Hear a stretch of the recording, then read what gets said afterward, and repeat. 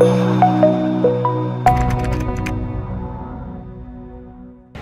حتى تفهم سنن الله.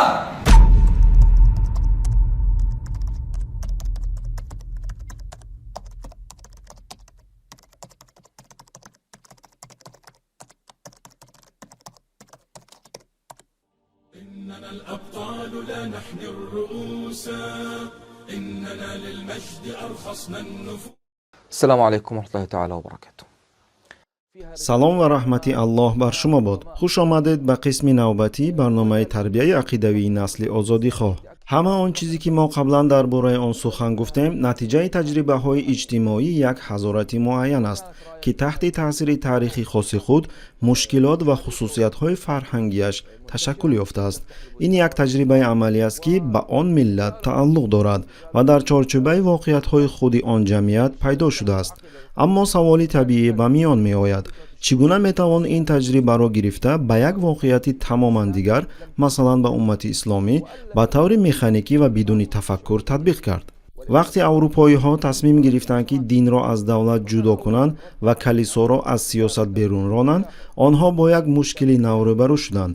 чӣ гуна ва бо кадом ҳуқуқ халқҳоро идора кардан мумкин аст, агар подшоҳон дигар наметавонанд ба ҳуқуқи илоҳӣ такя кунанд? ҷавоб дар шакли як идея омад ки ҳанӯз дар замони юнони қадим маълум буд, яъне демократия. онҳо қарор карданд ки халқ бояд худаш бар худ ҳукм ронад, на бо такя ба ҳуқуқи илоҳӣ, балки такя ба ҳуқуқи табиӣ. бар асоси ин мафҳум инсонҳо худ қонунҳо бароварда онҳоро татбиқ хоҳанд кард. маҳз ҳамин аст ки дар заминаи истилоҳи демос кратос қарор дорад, ба таври кӯтоҳ гӯем демократия.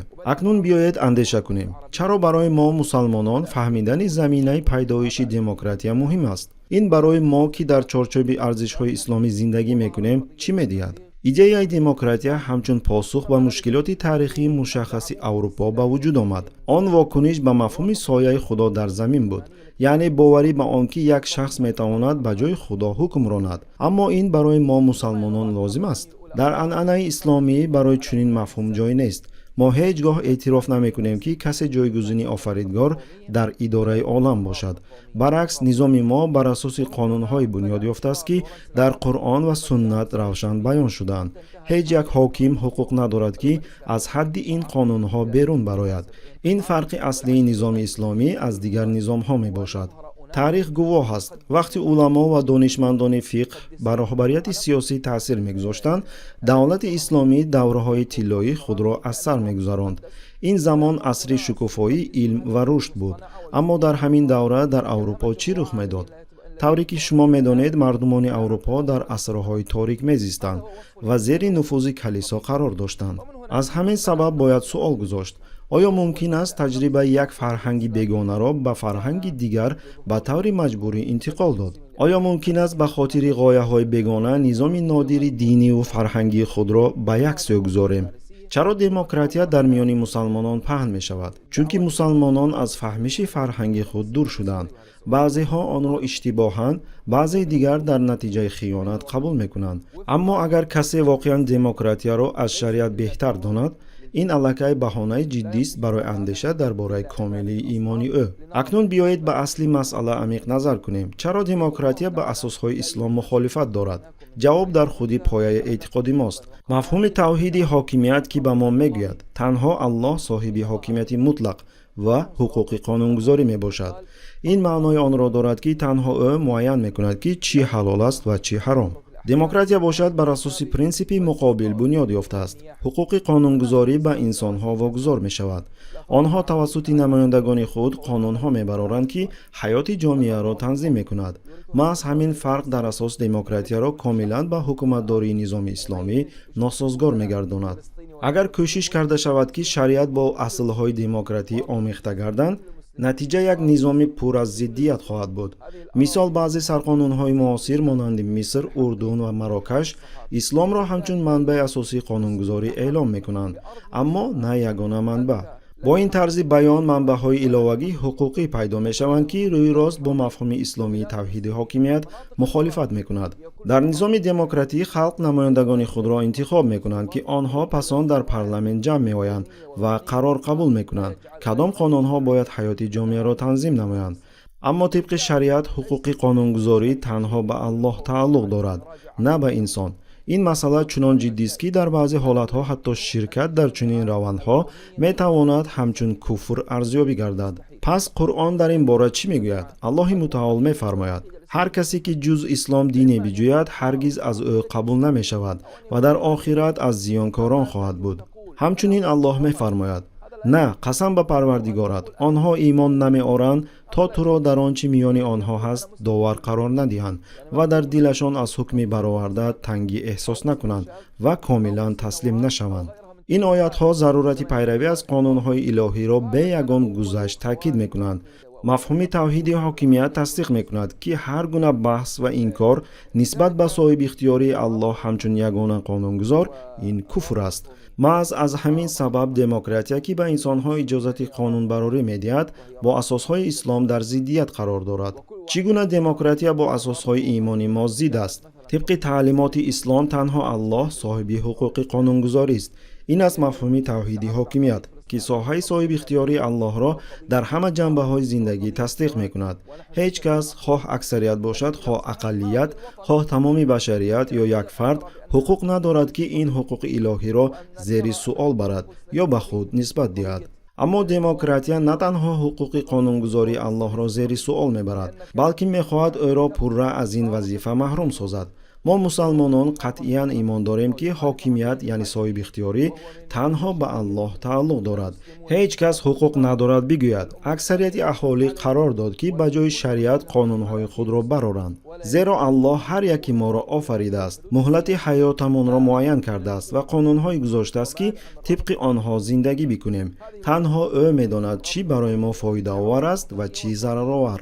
دین ما قرآن و سنت پیامبر صلی الله علیه و سلم را بلندترین منبع قانون اعلان میکند. قانون‌هایی که ما هرگز آنها را با چیز دیگر عوض نمی‌کنیم.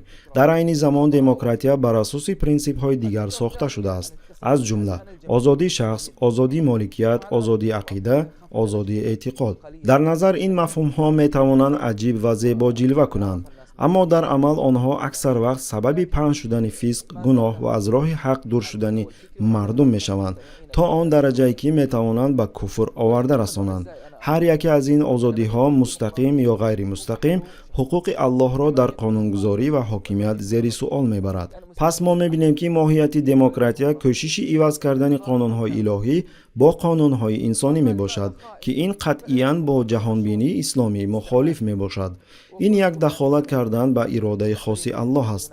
ذاتی که تنها او حق دارد معین کند که برای بشریت چی نیکی است و چی بدی. پس ما اندکی درباره ملتگرایی و وطن پرستی همچون یک مشکل جدی در میان مسلمانان سخن گفته بودیم. این مفهوم مردم را دعوت میکند که بر اساس منسوب داشتن به یک ملت یا یک منطقه متحد شوند و گاهی این متحدی با راه رد کردن دیگر مسلمانان صورت میگیرد. آن چنین معنا دارد که یک مسلمان میتواند ملتگرا یا وطن دوستی کشوری گردد با صرف نظر از پیوندی خود با امت یگانه اسلامی. این گونه تقسیم کنی و جداسازی روی راست مخالف پرینسیپ اسلامی وحدت تمام مؤمنان می باشد. بیایید خلاصه کوتاهی از صحبت خود بکنیم. ما دو مشکل اساسی را بررسی کردیم که با اصلهای اعتقادی ما ضدیت دارند. یکم، دموکراسی که کوشش میکند حقوق قانونگذاری الله را به انسانها واگذار نماید. دوم، ملتگرایی و وطن پرستی که وحدت امت اسلامی را پاره پاره میکند و مؤمنان را بر اساس ملت جدا میسازد. اولین مشکلی که ما بررسی کرده ملتگرایی و وطن پرستی است که مسلمانان را به وفاداری خود بر اساس زندگی در یک کشور یا منسوبیت به یک نژاد یا قوم دعوت میکند، نه بر اساس عقیده و ایمان. این مفهوم میتواند انسان را به گمراهی برده او را مجبور کند که مفهوم محبت به وطن را عالی ترین ارزش قبول نماید. اما باید فهمید دوست داشتن زمین یک چیز است ولی به جای اول گذاشتن ملت یا دولت تماما چیز دیگر. ما همچون مؤمنان فقط یک اساسی وفاداری و وحدت را میپذیریم. این عقیده و دین ماست. محض از همین عقیده شریعت برمی آید که طبق آن ما زندگی میکنیم. مشکل دوم دموکراسی است که در کشورهای معاصر غربی معمول و پذیرفته شده است. این نظام حکومتداری حقوق الله را همچون قانونگذار زیر سؤال میبرد. همه نظام‌های دولتی، سازمان‌ها و غایه‌های دموکراتی بر پایه پرینسیپ‌های ساخته شدند که با جهانبینی اسلامی مخالف میباشند. در اینجا یک سوال مهم به میان می آید. با آنهایی که دموکراسی را تبلیغ میکنند چگونه باید مناسبت کرد؟ اگر انسان با اخلاص به دموکراسی ایمان آورد و آن را از اسلام بهتر داند، آنگاه اگر قبلا مسلمان بود مرتد یعنی از دین خارج شده می گردد. اما آنهایی که از روی نادانی یا نافهمی دموکراسی را تبلیغ میکنند بدون آنکه اسلام را دروغ شمارند، آنها مسلمان باقی میمانند، هرچند گناهکار و در اشتباه قرار دارند. با چنین افراد باید دین اسلام تعلیم داده شود، برایشان اشتباه بودن اصلهای دموکراسی را فهماند و به آنها کمک کرد تا فهم درست ایمان را درک کنند. ما باید در یاد داشته باشیم وظیفه ما همچون مسلمان پیروی از قانون‌های الهی است که در قرآن و سنت پیامبر صلی الله علیه و سلم مقرر شدند. هر گونه کوششی برای عوض کردن این قانون‌ها با غایه‌های انسانی به خود اصل دینی ما مخالفت می‌کند. اکنون به سومین و آخرین مفهوم خطرناک می‌گذاریم که می‌خواهم آن را بررسی کنم. این مفهوم انفرادی‌گرایی است. مثل دموکراسی انفرادی‌گرایی نیز نتیجه تجربه‌های اجتماعی معین است، اما تاریخ آن از یک شخص آغاز می شود که اندیشه‌ها و قرارهای شخصی او به تغییرات گلوبالی آورده رسانیدند. انفرادی‌گرایی روشن نشان می‌دهد که تا کدام درجه انسان می‌تواند زیر تأثیر هوا و نفس خود قرار گیرد. از روی تاریخ این رویه در دوره کلیسای پروتستانتی پیدا شد و به نام یک راهب مارتین لوتر پیوند دارد. راه او پر از دشواری‌ها و اختلافات داخلی بود. مارتین لوتر با یک سوال جدی روبرو شد: آیا میتوان خداوند را با راه رشوه راضی کرد؟ یا راه پیدا کرد که انسان بتواند با هوا و نفس خود پیروی کند به آنکه ممنوعات دینی را ویران نماید؟ او آشکارا نوشته است: من به چنین نتیجه رسیدم که نمیتوانم پروردگار را با چیزی بخرم. نزد او دو راه بود: یا از پی هوای نفس خود می رود یا فرمانبرداری دستورهای الهی باشد. در جستجوی راه قانونی خلاصی از این محدودیت ها او به مطالعه کتاب‌های کلیسای پروتستانتی پرداخت، اما هیچ جوابی قانع کننده به سوال‌هایش نیافت. پس از سال‌های طولانی اندیشه‌رانی و مبارزه با نفس خود، مارتین لوتر تصمیم گرفت از کلیسای کاتولیکی جدا شود. او کوشش می‌کرد که عمل مرگ نفس و جسم را اصلاح کند تا بتواند میان هوا و هوس شخصی و عهده‌داری‌های دینی خود حل وسط پیدا نماید. محض بر اساس همین جستجوها و اندیشه‌ها نخستین نهال‌های ایدئولوژی رویدند که بعداً با نام انفرادی‌گرایی مشهور گشت. پس انفرادی‌گرایی چیست؟ این یک فلسفه است که منفعت شخص را بالاتر از همه چیز می‌گذارد. آن به انسان پیشنهاد می‌کند که بر اساس خواهش‌های شخصی خود زندگی کند بدون توجه به ارزش‌های عالی و قانون‌های الهی. اما چنین روش میتواند به بحران شدید معنوی آورده رساند، زیرا آن به واسطه به پرینسیپ تسلیم شدن به اراده آفریدگار مخالفت میکند. تاریخ تشکل انفرادی‌گرایی به اندیشه‌های تنها مارتین لوتر محدود نمی شود. پس از او یک متفکر افراطی ژان ژاک روسو به صحنه آمد که این ایدئولوژی را به یک سطح نو برآورد. دیدگاه‌های او همچنان ضدیت‌ناک بودند که چون یک اندیشه اغواانگیز و جنجال برانگیز شناخته می‌شدند. روسو نه تنها بر ضد حقوق الهی بلکه اینچنین بر ضد عهده‌داری‌های اجتماعی نیز با اظهار چنین سخنان اسیان کرد: نه خدا و نه جامعه حقوق ندارند که بر من حاکمیت داشته باشند. او مردم را به برقرارسازی تفکر اصلی انسانی ابتدایی دعوت میکرد. این ایده اساس کتاب مشهور او نامه‌هایی که از کوه نوشته شدند گردید که در آن روسو کوشش کرد تصور انسان بیرون از چارچوب جامعه را زنده کند. با اندیشه روسو مشکل اساسی زندگی معاصر در آن است که انسان‌ها خود را در نزد خدا و جامعه مسئولیت دار می‌حسابند. ما فکر می‌کنیم که در نزد پدر و مادر، فرزندان و دیگر اعضای جامعه مسئولیت داریم، اما روسو این اندیشه‌ها را احمقانه و محدود کننده آزادی انسان می‌شمارد. با عقیده او محض همین عهده‌داری‌ها سبب بحران معنوی و اجتماعی می‌گردند. аз ин рӯ ӯ пешниҳод мекард ки тамоман аз мафҳуми масъулият назди худо ва мардум даст кашем ва мардумро даъват мекард ки ба ҳолати ибтидоӣ, яъне ба он замон ки ҷомеа ҳанӯз вуҷуд надошт, баргарданд. пас дар паси чунин андешаҳо чӣ пинҳон аст? оё воқеан мумкин аст баргаштан ба ҳолати ибтидоӣ? ё ин кӯшишҳо танҳо инсонро аз арзишҳои олӣ ва масъулияте ки назди офаридгор ва ҷомеа дорад дур месозанд? мо мебинем ки инфиродигароӣ ки аввал танҳо ҳамчун андешаҳои шахсии як нафар оғоз ёфт, ба як фалсафаи пурқудрат табдил ёфт ки манфиати шахсиро болотар аз ҳама чиз мегузорад.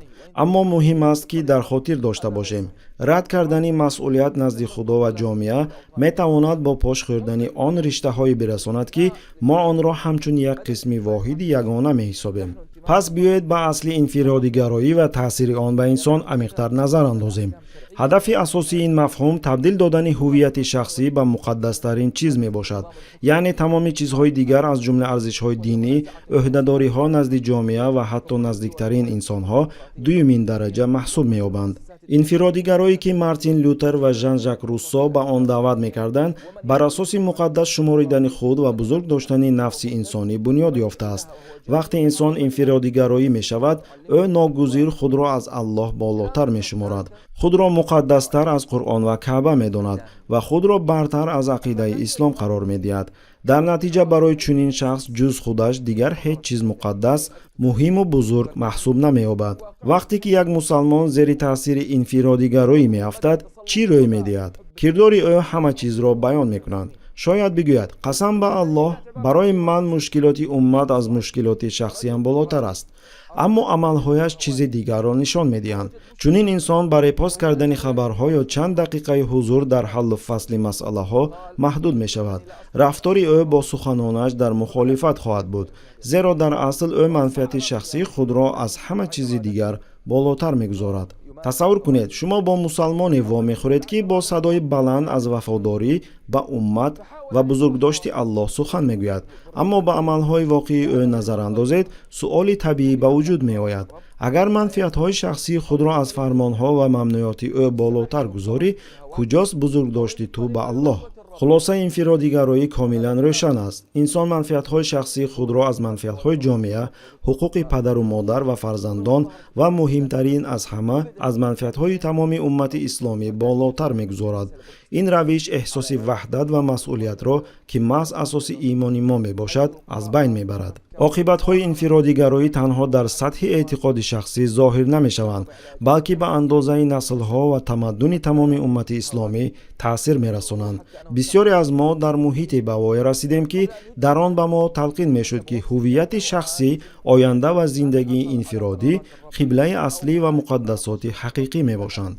ин гуна тарбия ба он меорад ки бархе аз мусалмонон ба бародарони худ ки худро барои ҳаллу фасли мушкилоти аслии уммат бахшиданд, ба чашми қафомондаи ҷоҳил нигоҳ мекунанд, ки гӯё ба кори беҳуда машғуланд. масалан, метавонанд бигӯянд: ахмақ дар сараш хаёли барпо кардани хилофати исломиро ҷо кардааст, ё бо дидани як муҷоҳид бо силоҳ дар даст гӯянд: ахмақ агар ба донишгоҳ дохил мешуд, имрӯз ояндаи дурахшон медошт. барои инсоне ки ба андешаҳои инфиродигароӣ мубтало шудааст, рушди мартаба, расидан ба неъматҳои шахсӣ ва худшиносӣ дар умури дунявӣ ба бартарин авлавият табдил меёбанд. дар натиҷа чунин афрод манфиатҳои шахсии худро болотар аз ҳама чиз мегузорад, ҳатто болотар аз фармонҳо ва боздоштҳои Аллоҳ. инфиродигароӣ ба инсон чунин мегӯяд: ту худат арзишмандтарин ҳастӣ, ту бояд худро бештар бузург дорӣ аз он чӣ мардум Аллоҳро бузург медоранд. ту бояд манфиатҳои зиндагии шахсии худро болотар аз фармудаҳои ӯ гузорӣ. зери таъсири ин андешаҳо инсони муваффақ мӯътақид мешавад ки аввал бояд дар бораи таҳсили худ фикр кунад, муносибатҳои хусусии шаҳвониро авлавият диҳад, ба хонадоршавии хурд тамоюл дошта бошад, аз падару модар дур зиндагӣ кунад то монеа нашаванд, аз ҳамсараш талаб кунад ки берун аз хона кор кунад ва рӯзҳои истироҳатро танҳо ба корҳои шахсӣ дар боғу хиёбон бахшад. пас чунин афрод барои ҳаллу фасли мушкилоти уммат, мисли озод кардани сарзаминҳои ишғолшуда, наҷоти мазлумон, адои масъулият пеши ҷомеа ва пеши Аллоҳ вақт ёфта наметавонанд. онҳо худро дар як ҷаҳони хурди шахсӣ маҳдуд мекунанд, ҷое ки арзишҳои олӣ бо лаззатҳои муваққатии дунявӣ иваз мешаванд. андеша кунед, оё ин ҳамон роҳест ки Аллоҳ барои мо интихоб кардааст? آیا هدف ما فقط در آن است که به هوس‌های شخصی محدود شویم و درد امت و دعوت آفریدگار را نادیده گیریم؟ برای آنکه ایده انفرادی‌گرایی در شعور مسلمانان با موفقیت جایگیر کرده شود، دشمنان اسلام یک سلاح قوی به نام عالمان را استفاده بردند که دانشگاه‌های بزرگ را ختم کردند و با واسطه آنها به این مفهوم مشروعیت دادند. اگر همین عالمان ایده انفرادی‌گرایی را با صورت یک اندیشه درست و شایسته معرفی نمی‌کردند، مسلمانان عادی هیچگاه خود به خود اندیشه بزرگ داشتن نفس شخصی و پیروی از انفرادی‌گرایی را نمی‌پذیرفتند. چگونه آنها توانستند انفرادی‌گرایی را زیبا نشان دهند؟ این افراد که خود در محیط همین مفهوم به کمال رسیده بودند، کار را از پهن کردن یک جنبه مشخص اسلام آغاز کردند. این هم باشد عملهای شخصی عبادت. آنها تنها درباره اهمیت نماز، روزه، تسبیح، دعا، نمازهای شبانه و حفظ قرآن سخن می‌گفتند و تصورات مردم را از اسلام تنها به عهده‌داری‌های شخصی دینی محدود ساختند. در نتیجه حتی آن مسلمانانی که به دینشان پایبند بودند، فکر زندگی باید صاف انفرادی باشد را قبول نمودند. این باشد روی راست با اساسهای عقیده اسلامی ضد است. چرا؟ زیرا ایمان حقیقی اسلامی به ما دو نکته بسیار مهم را تعلیم می‌دهد. یکم، حقوق الله. وظیفه ما اجرای همه فرمانهای الله است که نه تنها از عبادتهای شخصی عبارتند. اسلام فقط نماز و روزه نیست. اسلام این عدالت، رحم و شفقت، کمک به نزدیکان و حفظ امت اسلامی است. دوم، حقوق جامعه و خانواده. اسلام به تو تعلیم می‌دهد که تو مرکزی کائنات نیستی. تو تنها یک مخلوق عاقلی، یکی از مخلوقات‌های الله هستی که به تو هم حقوق داده شده است و هم مسئولیت‌ها واگذار گردیده است. بله، تو حقوقی بر نفس خود داری، اما حقوق الله از حقوق تو بالاتر است. حقوق جامعه از حقوق تو بالاتر است. حقوق خانواده تو از حقوق تو بالاتر است. تنها وقتی که تو وظیفه خود را نسبت به همه این طرف‌ها ادا کنی، می‌توانی حق خود را به خود کاملا بدهی. اسلام نظامی است که هر یک انسان قسم جداناپذیر یک واحد یگانه می باشد. انفرادی‌گرایی با عوض کردن مسئولیت جامعه‌ای به منفعت‌های شخصی این هماهنگی را می‌شکند. آیا این همان راه است که الله برای ما تعیین کرده است؟ ما درباره سه مفهومی از همه خطرناک که پرینسیپ توحید حاکمیت را در دل‌های مسلمانان شکستند و معنای آن را در ذهن آنها محو کردند تا جایی که آن برای بسیاری‌ها بیگانه گردید، به پایان بحث خود رسیدیم. یکم، ملتگرایی و وطن پرستی که وفاداری دینی را با وابستگی به ملت یا خاک معین عوض می کند. دوم، دموکراتیا که حق الله را همچون قانونگذار یگانه انکار می کند. سوم، انفرادی‌گرایی که منفعت‌های شخصی را بالاتر از همه چیز می گذارد، حتی بالاتر از حقوق الله، جامعه و خانواده. مسلمانان وظیفه دارند که ذهن و قلب‌های خود را کاملا از این مفهوم‌ها پاک سازند و با آنها جنگ قطعی اعلان نمایند. این سه مفهوم ساختار امت را همچون یک جسم یگانه ایمانی ویران کردند و خرابی را به تمام ساحه‌های حیات آوردند، از عقیده تا سیاست، از ارتش تا مناسبت‌های خانوادگی. اگر شما درباره خرابی آور بودن آن شک دارید، پس به گرد و اطراف نگاه کنید. چگونه انفرادی‌گرایی خانواده‌های ما را ویران می‌کند؟ چگونه دموکراتیا به برقرارسازی دولت اسلامی مانع می شود؟ چگونه ملتگرایی و وطن پرستی خلافت عثمانی را نابود کرد و برادران را به دشمن یکدیگر تبدیل داد؟ از این رو وظیفه ما با این مفهوم ها مبارزه بریم، خطر آنها را به دیگر مسلمانان فهمانیم و پاکی عقیده اسلامی را برقرار نماییم. بگذار الله کوشش ما را قبول کند، اسلام را در قلب‌های ما زینت بخشد و آن را از همه چیز برای ما محبوب تر گرداند. گناه و فسق را برای ما نفرت آور گرداند و ما را بر راه متقیان راهنمایی کند. وأن يحبب إلينا الإيمان ويزينه في قلوبنا ونكره إلينا الكفر والفسوق والعصيان ويجعلنا من الراشدين. بارك الله فيكم. السلام عليكم ورحمة الله تعالى وبركاته. тамошобинони гиромӣ, агар хоҳед ки наворҳои мо зуд бароянд, пас зер кардани тугмачаи лайкро фаромӯш накунед. Албатта ба шабакаи мо обуна шавед ва наворҳои моро ба дигарон расонед, зеро расонанда мисли амалкунанда соҳиби мукофот мегардад.